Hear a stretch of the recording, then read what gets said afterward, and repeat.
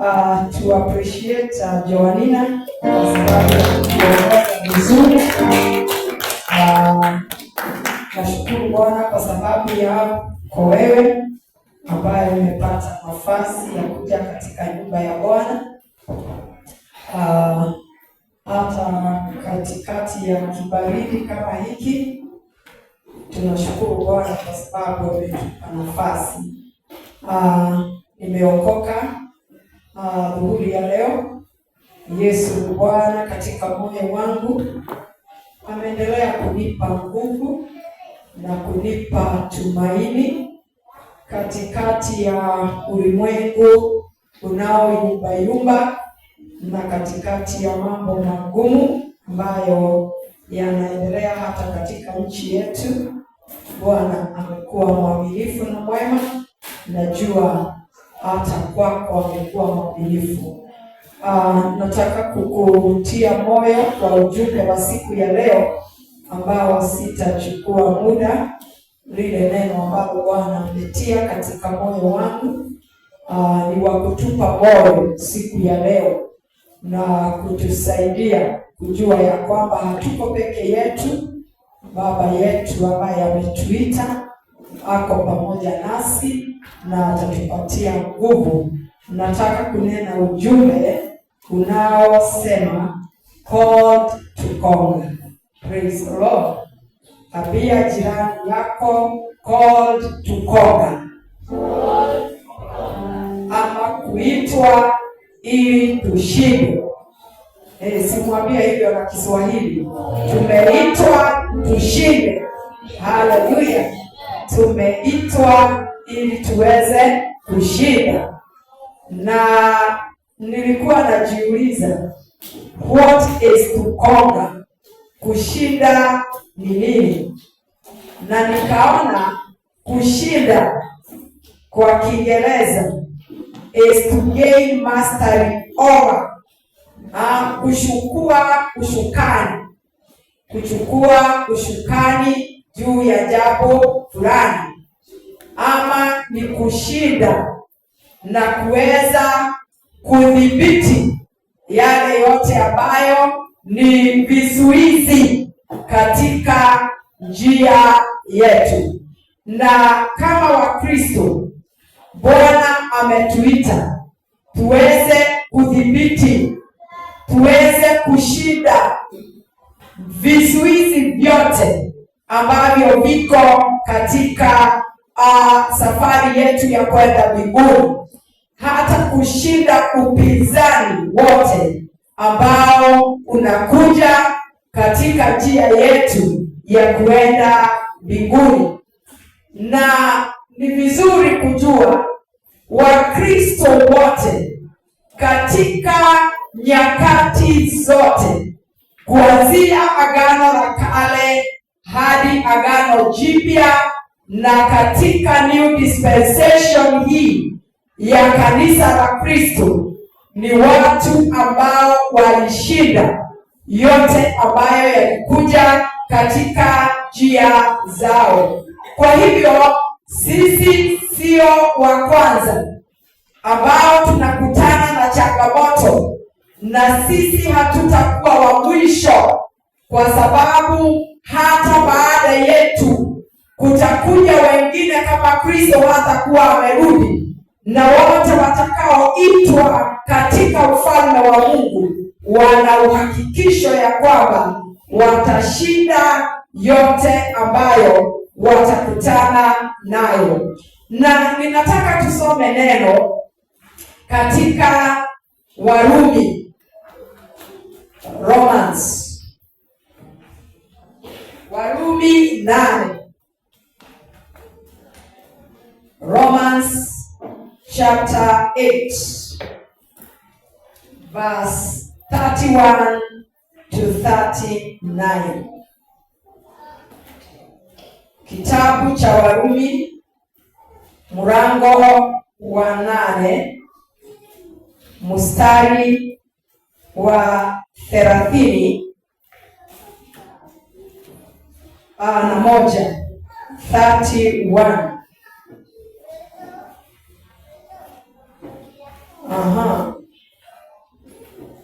Warumi 8, Romans chapter 8 verse 31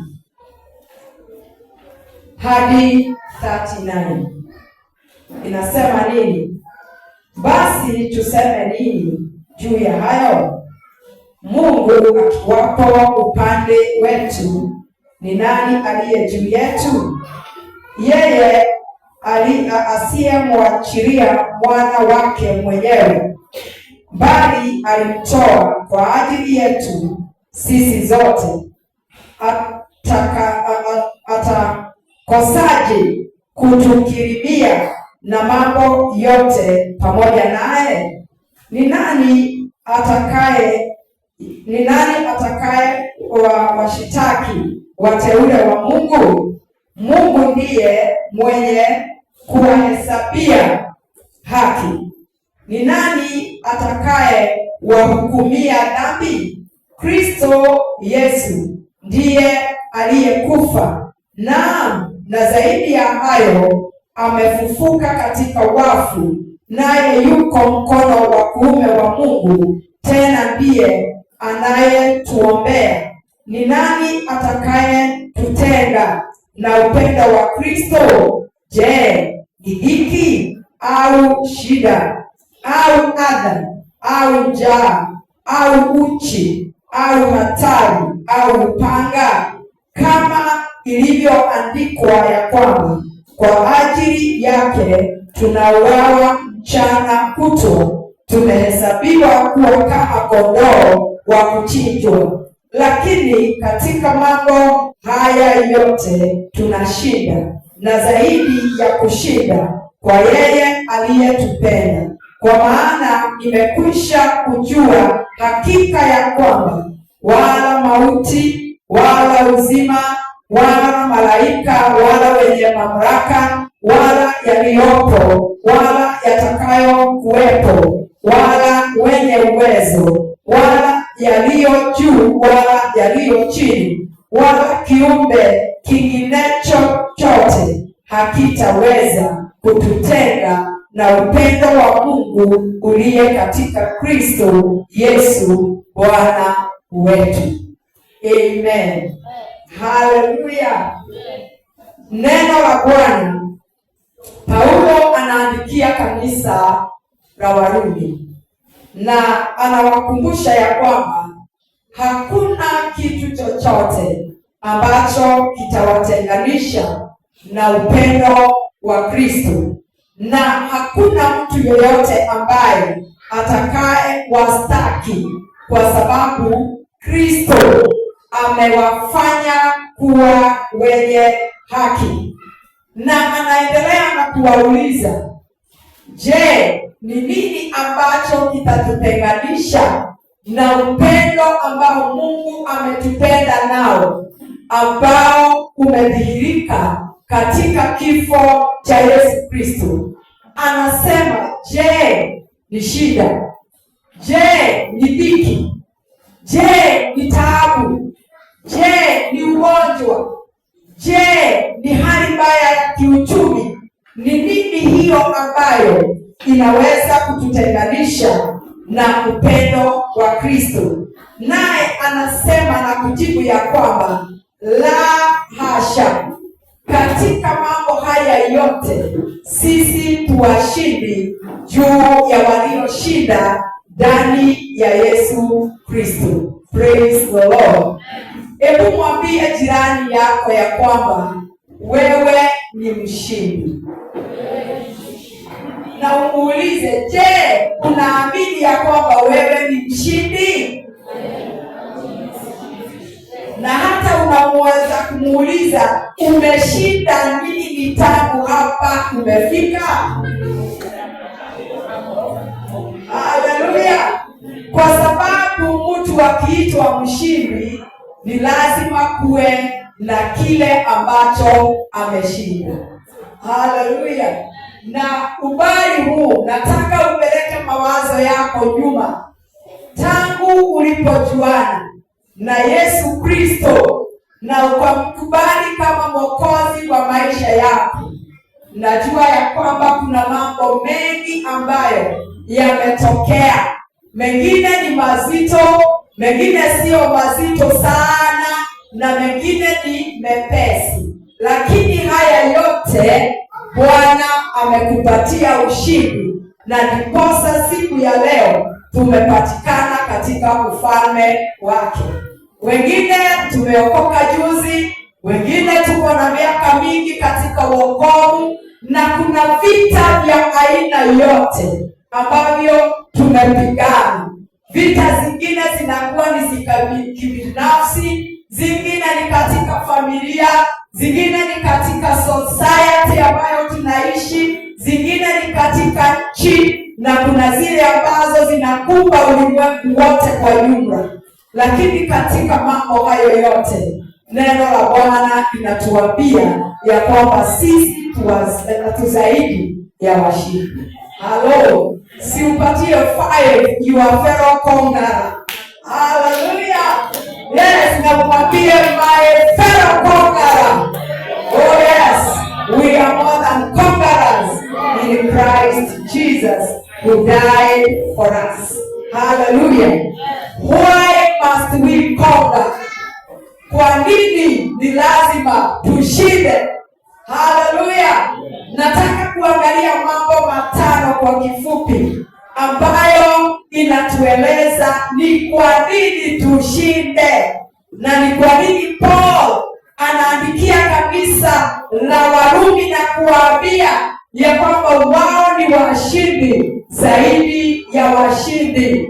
Kuna mambo matano ambayo nataka kuyazungumzia ambayo yanatufanya tuwe washindi.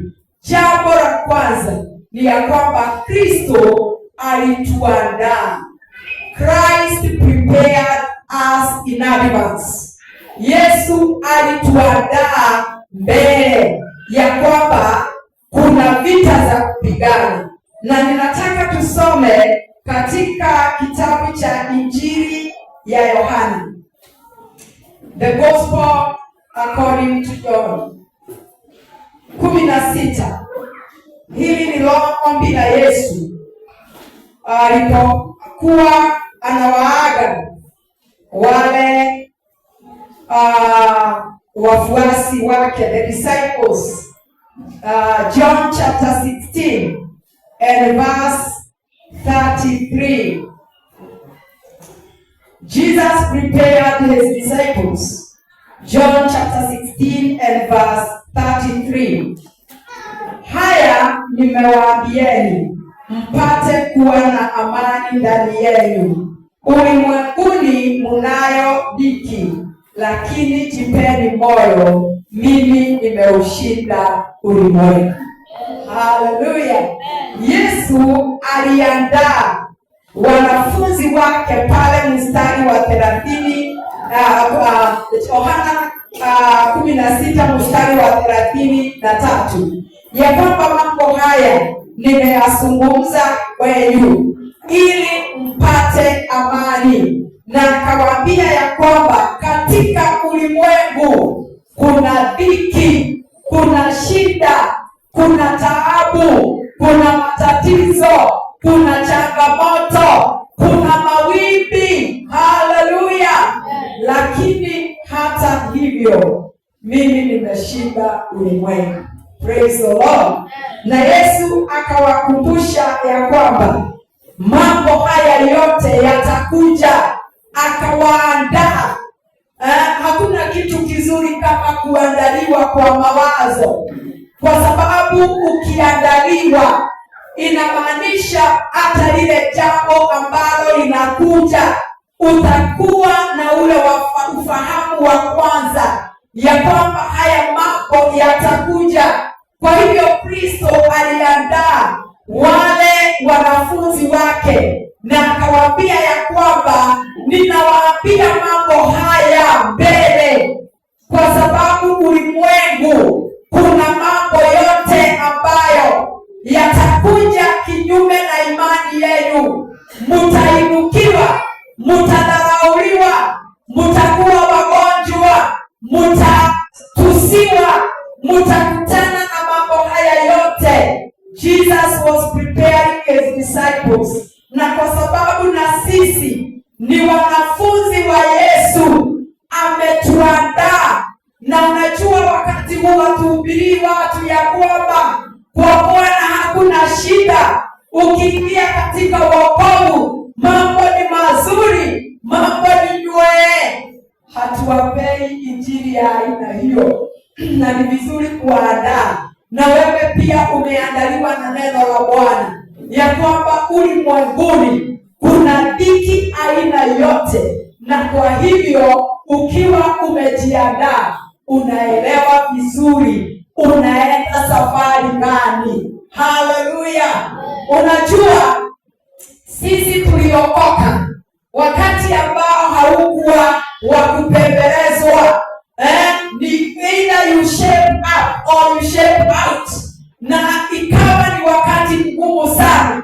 Hakuna mtu ambaye angekuelekeza ni uelewe. Na mimi nawaambia wakati mwingine tukiwa wachanga wa kiroho, unaenda kwenye ushirika na kiongozi anasema ya kwamba kila mtu ajiandae, kwa sababu hatuna mnenaji wa leo, lakini yule ambaye atatajwa, huyo ndiye atakayesimama na kuhubiri. Na ushirika unaendelea na unaendelea mpaka wakati wa neno. Unasikia dada Mary, amuka utupatie neno. Hayo ndio mazingira ambayo tulilelewa ya kiroho. Hakukuwa na program ambayo imeandaliwa ili uweze kuandalika kwenye mawazo. Lakini Yesu Kristo kwa sababu ya hekima yake aliandaa wanafunzi na kuwaambia, ulimwenguni kuna dhiki, kuna mateso na kuna shida za aina yoyote. Na kwa hivyo unapoanza safari ya mbinguni, unakuwa umejihami ya kwamba hii safari ina shida, ina mashimo, iko na changamoto, iko na milima, iko na mabonde, lakini katika hali zote neno la Bwana linatuita zaidi ya washindi. Haleluya! Haijalishi ni yapi yanayokuja kwenye safari, Kristo ametuandaa, na kwa hivyo anatuita zaidi ya washindi. Praise the Lord. Ukisoma pale, naenda katika pointi ya pili pale Yohana Yohana 16 mstari wa 30 pale inasema ya kwamba pale inasema ya kwamba ulimwenguni mnayo dhiki, lakini jipeni moyo, mimi nimeushinda ulimwengu. Haleluya! Jambo la pili ni ya kwamba Yesu ameshinda ulimwengu. Jesus have overcome the world. Yesu alikuwa anapatia wanafunzi wake confidence ya kwamba watashinda kwa sababu yeye mwenyewe ameshinda. Na kwa sababu Yesu anaelewa safari ambayo tunaenda. Yeye alizaliwa kama mwanadamu. Yeye alikuwa mwanadamu 100%. Alijua shida ni nini. Alizaliwa kwenye hori la ng'ombe.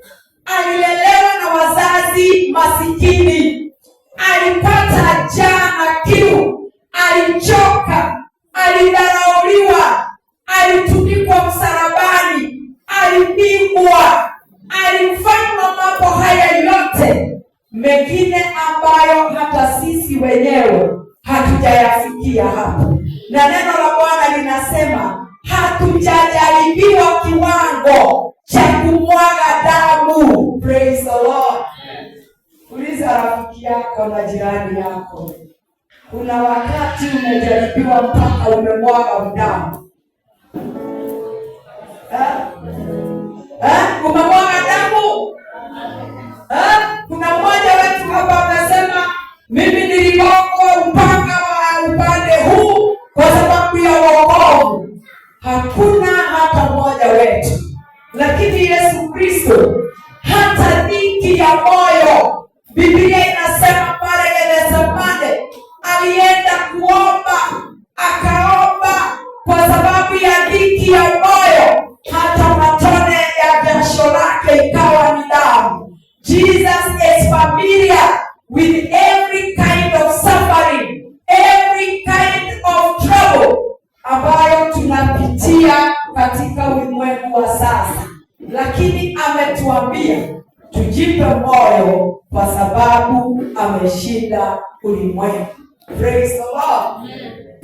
Yesu ameshinda, na kama Kristo alishinda, ametupatia uhakikisho ya kwamba na sisi tutashinda. Haleluya. Haijalishi ni aina gani za changamoto zitakuja. Kuna zile changamoto za kibinafsi, na sijui wewe unapitia changamoto gani siku ya leo. Kuna zile changamoto familia tunapitia, kuna zile changamoto taifa la Kenya tunapitia. Haleluya.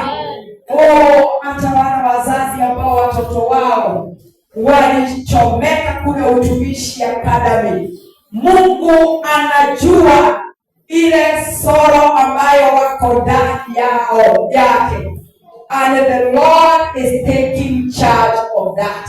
Hallelujah. Kwa sababu Kristo ni familia na zile shida wanadamu anazipitia, na hata siku ya leo hata tukienda kujaribu kuwatuliza wale watoto na wazazi hatuwezi.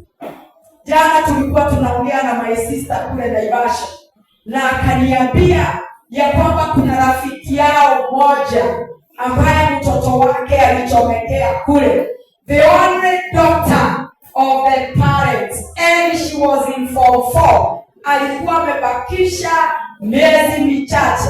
My sister aliniambia walienda kumtia moyo, wakakosa maneno ya kumwambia, wote wakanyamaza, wakagojea walie kwa sababu hawana maneno ya kuambia.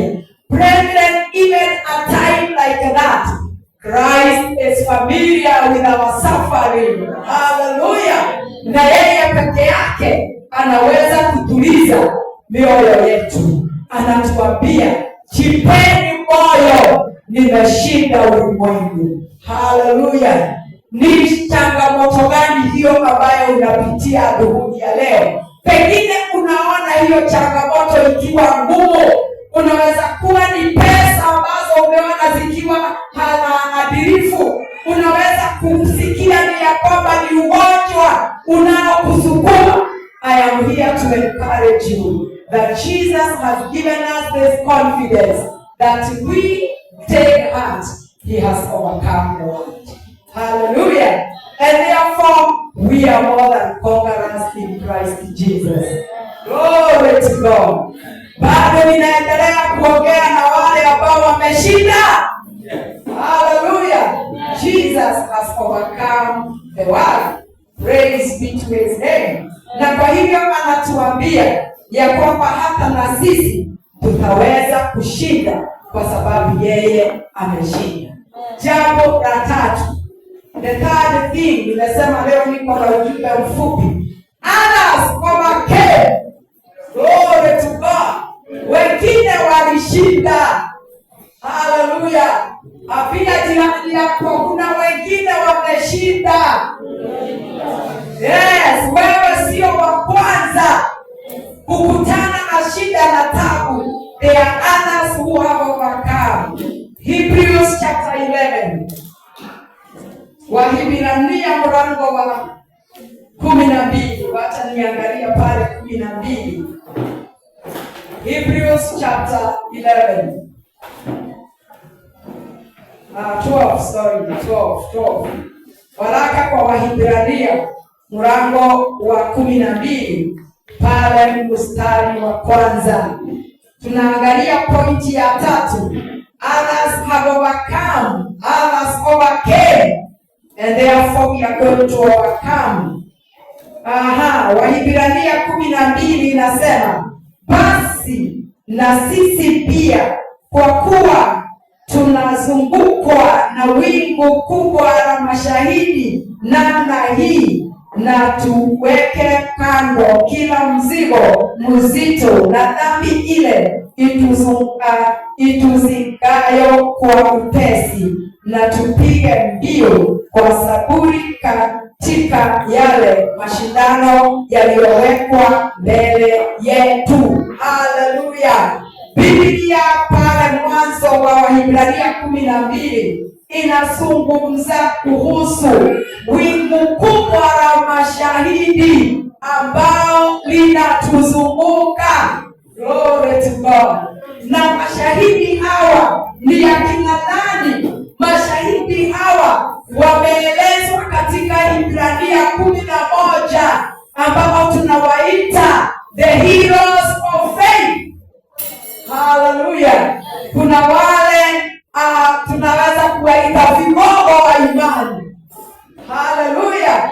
Ambao wako katika Wahibrania 11. Biblia inawaita such a great crowd of witnesses. Hallelujah. Na kwa sababu ya uaminifu wao, kwa sababu ya imani yao, Wahibrania 11 inaitwa chapter ama ukurasa wa imani ambao umeandikwa watu waliokuwa na imani. Hawa walishinda na wakaweza kusimama imara, wakamaliza safari na mwendo wakiiweka na kuilinda imani, na kwa sababu walishinda, hata na sisi tutaweza kushinda. Praise the Lord. Kwa hivyo katika hata kustruggle kwetu, hatuko peke yetu. Kuna mashahidi ambao walienda mbele zetu na kazi yao ni kutushangilia kama vile mashabiki wanashangilia watu kwa uwanja ili waweze kucheza vizuri. Praise the Lord. Juzi nimeona mashabiki wa Arsenal wamejitokelezea wakiwa na shati nyekundu na nyeupe. Hata Nairobi kazi haikufanyika. Sijui tuko na mashahidi wangapi hapa wa Arsenal. Sita ni mmoja. Na baba alikuwa mmoja wa shabiki wa Arsenal. Wote walitokea kwa sababu Arsenal imeshinda. Hawa ni mashabiki ambao wanashabikia timu ya Arsenal. Hallelujah. Rona sijui kama ni shabiki wa Arsenal au Manchester United. Whichever. But let me tell you, katika mchezo wa imani kuna mashabiki ambao walishinda mbele yetu na wako kule mbinguni wanatushabikia. Anapoona kama umekwazwa, anakuambia Mama Francis, amuka, inawezekana kushinda, inuka kwa imani. Hallelujah. Glory to God. Ibrahimu ni baba wetu wa imani. Wengine hata walinyang'anywa watoto, wengine walipoteza watoto, wengine walikatwa shingo, na wengine wakapitia mambo makubwa, lakini wakasimama kwa imani. Wengine kama Stefano walipigwa mawe, wakateswa, lakini hata walipokuwa wanakufa wakasema, ninamuona Kristo, wasamehe wote ambao wamenitesa. Haleluya. Na Stefano wako kule mbinguni anatushabikia ili tuweze kumaliza safari hii. It is possible to overcome because others overcame in the name of Jesus Christ. Hallelujah.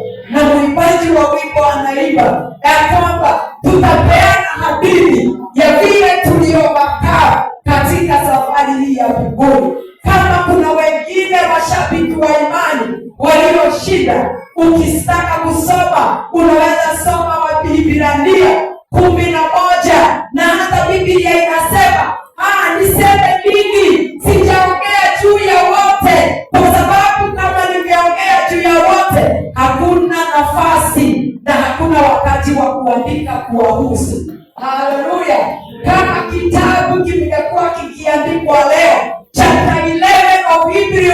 wewe unaweza patikana pale. Glory to God. Kuna mmoja ambaye ameweza kushinda kupitia kwa imani. Kama wengine walishinda wapendwa, hata sisi tunaweza kushinda katika jina la Yesu. Hallelujah. Praise the Lord. Na jambo la nne ni ya kwamba why we should conquer, it is because there is a reward for conquering. Hallelujah. Kuna zawadi kwa sababu ya kushinda. There is a reward for conquering. Ukiangalia katika kitabu cha Ufunuo, the book of Revelation, kuna makanisa 7 ambayo Yohana anaandikia barua, na kila kanisa lilipokuwa linaandikiwa lilikuwa linamaliziwa, ama barua ile ilikuwa inamalizia kwa kusema and he who overcomes. Praise the Lord. Nataka kuangalia Revelation chapter 2 and verse 7. The letter to the church in Ephesus. Barua katika kanisa la Efeso. Mwandishi anamalizia na kusema, to him who overcomes, I will give the right to eat from the tree of life, which is in the paradise of God. Glory to God. Na yule ambaye atakayeshinda, nitampatia ile uwezo wa kukula kutoka kwa mti wa uzima wa milele ulioko katika paradiso ya Bwana. Kwa hivyo kanisa la Waefeso walikuwa na changamoto za kipekee na walikuwa na shida za kipekee, lakini wanaandikiwa na kuambiwa yule atakayeshinda, zawadi yake ni hii, na atapewa ruhusa ya kukula kutoka kwa mti wa uzima. Ukiangalia pale verse 11 of the same chapter 2, hili ni kanisa la Simurina ambalo linaandikiwa na linaambiwa, he who overcomes will not be hurt at all by the second death. Yule ambaye atashinda, yeye hataonja kifo cha pili. Kuna wakati ndugu Adero alitufundisha kuhusu types of death katika mafundisho ya asubuhi, na kanisa la Simurina, zawadi ambalo linaambiwa litapewa baada ya kushinda ni ya kwamba wataweza kukutana na mauti ya pili. Ukiangalia mstari wa 17, Revelation chapter 2 and verse 17, inaongelea kuhusu kanisa la Pergamum. Kanisa la Pergamum nalo linaambiwa, to him who overcomes, I will give some of the hidden manna. I will also give him a white stone with a new name written on it, known only to him who receives it. Hallelujah. Kanisa la Pergamum linaambiwa ya kwamba yule atakayeshinda, nitampatia mana iliyofichika, nitampatia jiwe nyeupe lililo na jina mpya ambalo yeye peke yake ndiye atakayejua. Hallelujah. Tunataka jina mpya kule mbinguni, litapewa wale ambao wataweza kushinda. Ukiangalia mstari wa 26, kanisa la Thyatira linaandikiwa, to him who overcomes and does my will to the end, I will give authority over the nations. Hallelujah. Na pale mstari wa 27 wanaambiwa, he will rule them with an iron scepter, he will dash them into pieces like pottery. Glory to God. Wao ni wale watakaoshinda kanisa. Katika kanisa la Thyatira wanaambiwa zawadi yao ni ya kwamba watapewa mamlaka ya kutawala mataifa. Haleluya. Na ukiangalia katika Ufunuo 3 pale mstari wa 5b, kanisa la Saride inaandikiwa, He who overcomes you like that, be dressed in white. I will never blot out his name from the book of life, but will acknowledge his name before my Father and his angels. Hallelujah. Wale watakaoshinda, majina yao nitayataja mbele ya Baba yangu na mbele ya malaika. Sitaaibika kusema hawa ni wangu. Wapendwa, kuna safari ya kutembea, kuna vita za kupigana, lakini katika mambo haya yote tujue ya kwamba kuna zawadi ambayo tumewekewa. Zawadi zingine tutazipokea hapa ulimwenguni na zingine tutazipokea mbinguni, kwa sababu sisi ni zaidi ya wale ambao wameshinda. Kanisa la Philadelphia linaandikiwa na kuambiwa pale mstari wa 12 wa Revelation chapter 3, he who overcomes I will make a pillar in the temple of my God. Never again will he leave it. Hallelujah. I will write on him the name of my God and the name of the city of my God, the new Jerusalem, which is coming down out of heaven from my God. And I will also write on him my new name. Hallelujah. Na katika kanisa la Laodikia, to him who overcomes, I will give the right to sit with me on my throne, just as I overcame and sat down with my Father on his throne. Hallelujah. Those are wonderful promises. Na zingine tunaweza ona kama hizo sio zetu.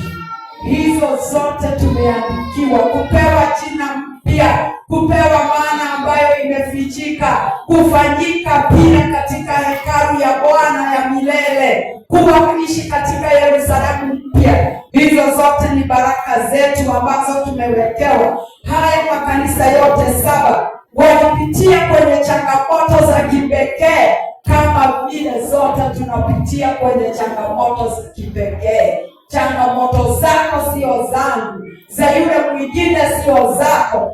All of us, we are facing unique problems and unique challenges. Hata kama zina zingine kama za uchumi inayo affect kila mmoja wetu. But let me tell you, brethren, in all these things, we are more than conquerors in Christ Jesus. Hallelujah. Glory to God. Haijalishi tuliamkaje asubuhi ya leo, haijalishi hata saa hii kuna zile changamoto zinapiga katika mawazo yetu, neno la Bwana ni la kweli. In all these things, we are more than conquerors in Christ Jesus. Katika mambo haya yote, sisi ni washindi katika Kristo aliyetupenda. Hallelujah. Na ninataka uzungumzie hiyo changamoto ambayo unaweza unapitia wakati huu. Glory to God. Mimi sijui ni gani, but you may be going through a challenge today. And I want you to speak it by faith and remind it ya kwamba mimi ni zaidi ya mshindi ndani ya Bwana. Na jambo la mwisho ni ya kwamba we have power to overcome. Hallelujah. Pia jirani yako una nguvu za kushinda. Hallelujah. Glory to God.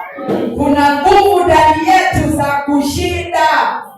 There is power to overcome or to conquer. Ephesians chapter 3 and verse 20. Waefeso 3 na mstari wa 20. Nataka kumalizia hiyo. Hiyo ndio ilikuwa dhimu yetu last year.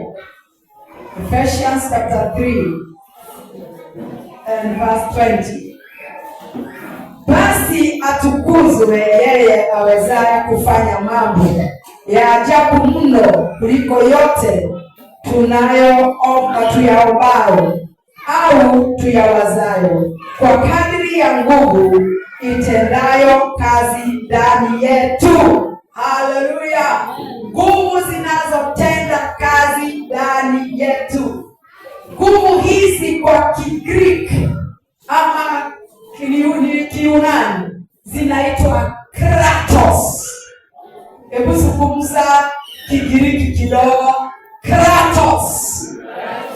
Kratos. Kratos. Inaitwa Kratos.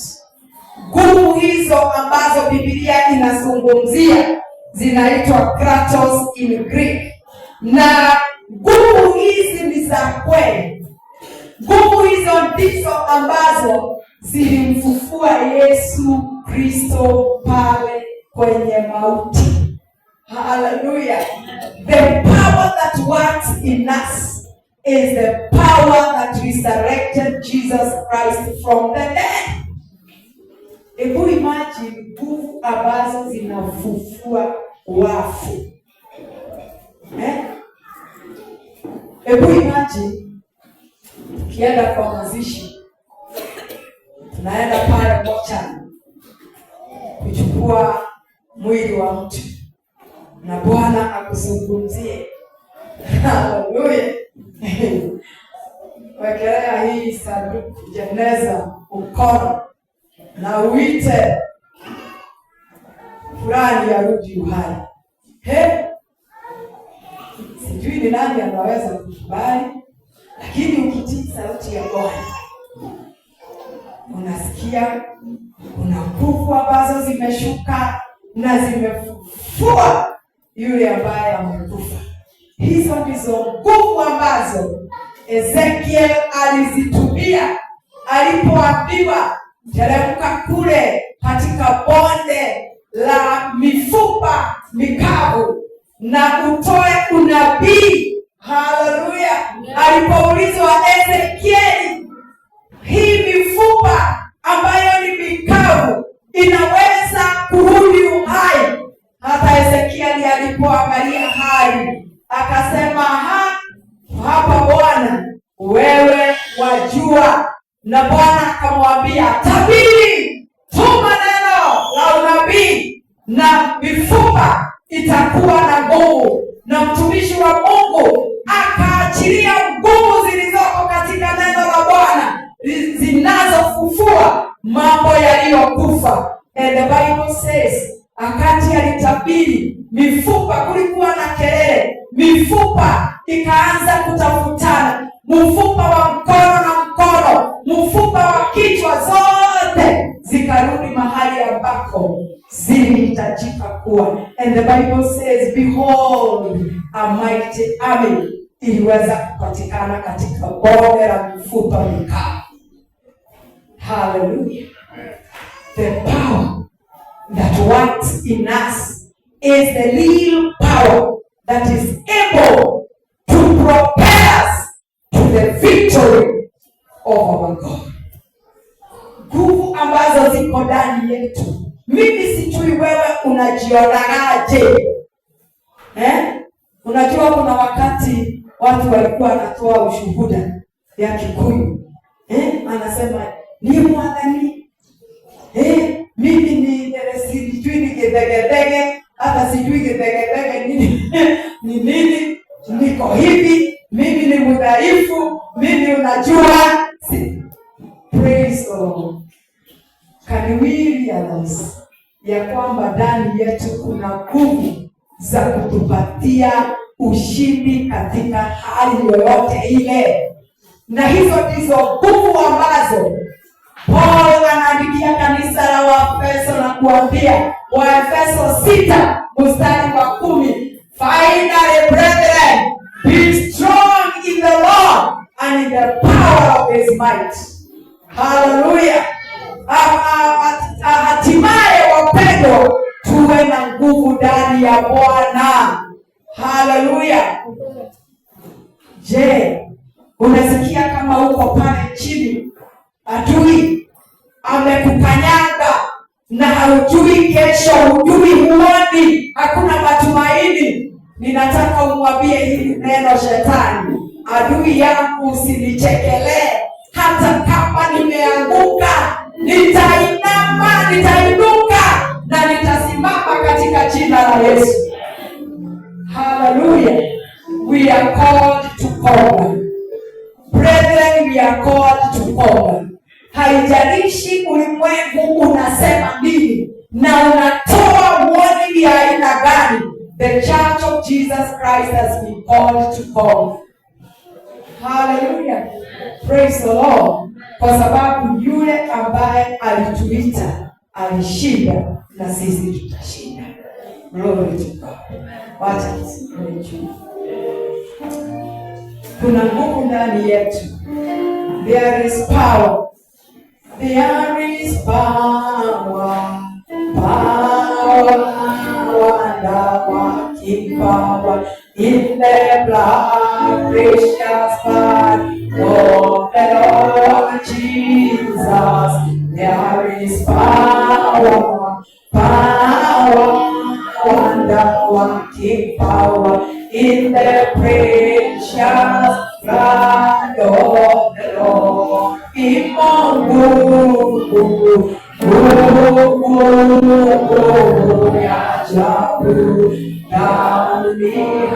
Haleluya, wa Yesu asifiwe. Mungu ya ajabu, msalabani wa Yesu ni Mungu ya ajabu. Haleluya, wa Yesu asifiwe.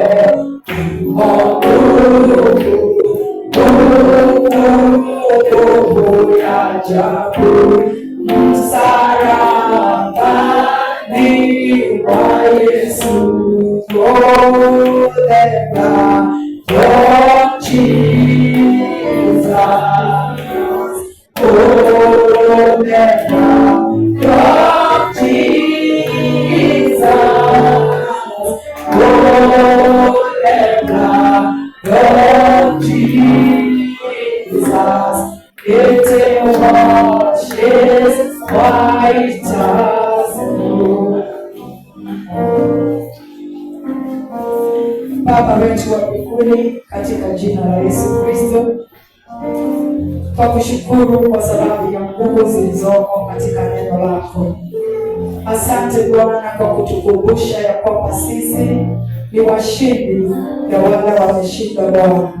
Asante kwa sababu umetushindania. Asante kwa sababu wewe ulishinda, ulituandaa nguvu yetu ya kwamba dunia hii kuna dhiki na mateso Bwana, lakini tujipe moyo, tuwe na amani kwa sababu wewe umeshinda ulimwengu.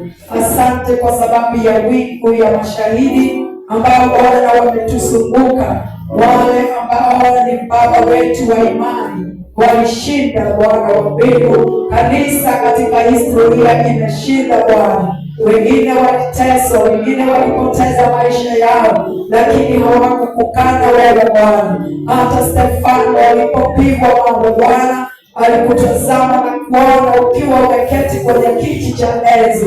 Tunakushukuru Bwana kwa sababu sisi tutashinda. Haijalishi Bwana ni aina gani ya mateso na magumu ya maisha haya na changamoto zote, tunakushukuru kwa sababu umetushindania na tutashinda katika jina la Yesu. Hata Bwana katika nchi yetu Bwana tutashinda yote kwa sababu wewe uko pamoja nasi. Umetuahidi kuwa nasi hadi mwisho wa dahari. Katika changamoto zetu za kibinafsi, za familia zetu, za nchi yetu Bwana, zote utatupatia ushindi kwa sababu inakupendeza.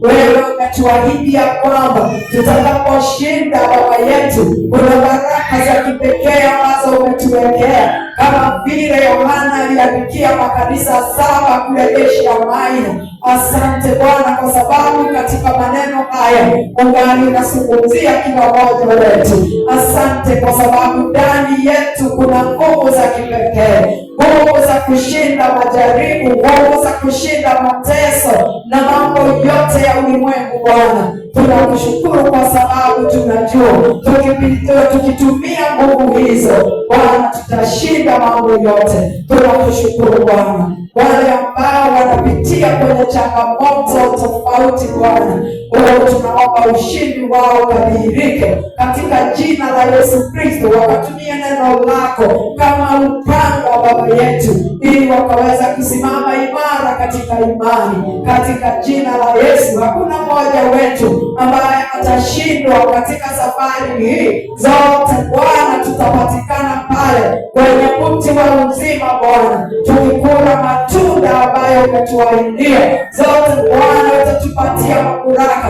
ya kutawala mataifa Bwana, wakati Kristo utakapodhihirishwa. Tupe nguvu, tupe imani, tusaidia Bwana kupa ushindi katika jina la Yesu. Na kila wakati tunapokutana na shida na taabu, tukakumbuke ya kwamba wewe umeshinda ulimwengu. Na kwa hivyo Bwana tukasimama imara kama wale wa Biblia ambao walisimama imara. Na siku ya leo Bwana tunawakumbuka wao hawakuwa Bwana na mahali pa kusoma. Sisi Bwana umetupatia neno lako tukalisome na kuona watu wengi ambao walishinda katika jina la Yesu. Ulitukumbusha hata asubuhi kwamba wewe utatushindania. You will deliver us, O Lord. Thank you because you are a deliverer. You will give us physical deliverance, O Lord. You will give us spiritual deliverance, our Father, in the mighty name of Jesus. Because you minister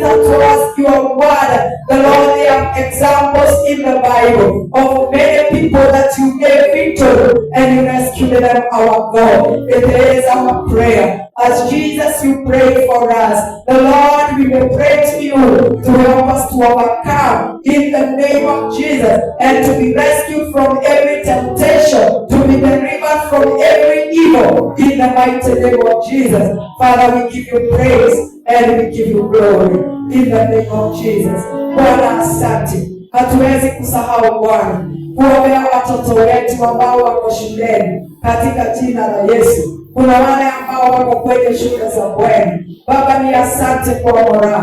Asante Mungu wetu kwa sababu ya Elsi Bwana. Asante kwa Sharini Bwana. Asante Mungu wetu wa mbingu kwa wote ambao Bwana ni watoto wa kanisa hili and they are in boarding schools, oh God. Father, we pray for their safety in the mighty name of Jesus. A time like this, oh God, when there is a wave, oh God, of astonism, oh God, in schools. Father, we pray for your protection. We pray for every Kenyan child in the mighty name of Jesus. Those in boarding schools, our children, oh God, are at risk. Even those that are at home, God Almighty, kuna watu ambao wanaiba watoto na kuwaharibu Bwana wa mbingu, wengine wanawaua. Baba yetu, tunazunguka watoto wetu na nguvu zako, mfalme wa amani, ya kwamba hakuna mmoja wao atakayepoteza maisha yake katika jina la Yesu. We secure the destiny of our children in the mighty name of Jesus, and we pray, oh God, that you are going to walk together with them. Thank you for all of them. Thank you, Father of glory. Thank you, Lord. Our children shall realize their destinies in the mighty name of Jesus.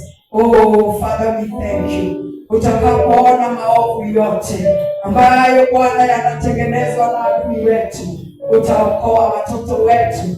Bwana, tunakataa mioto yote ambayo inaandaliwa Bwana kinyume na watoto wetu katika jina la Yesu. Bwana, tunapakua kila mpango katika jina la Yesu Kristo, katika mashule zetu, katika vyuo vyetu, in the mighty name of Jesus. Bwana, tunakataa wazazi kulia na kuomboleza katika jina la Yesu Kristo.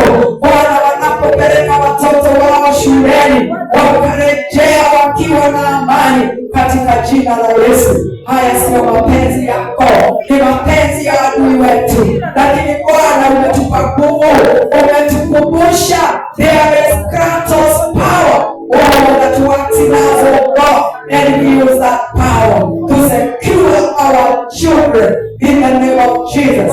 Father, we pray for every Kenyan child from county 001 to county 047, wherever they are. Oh God, we pray that our children shall not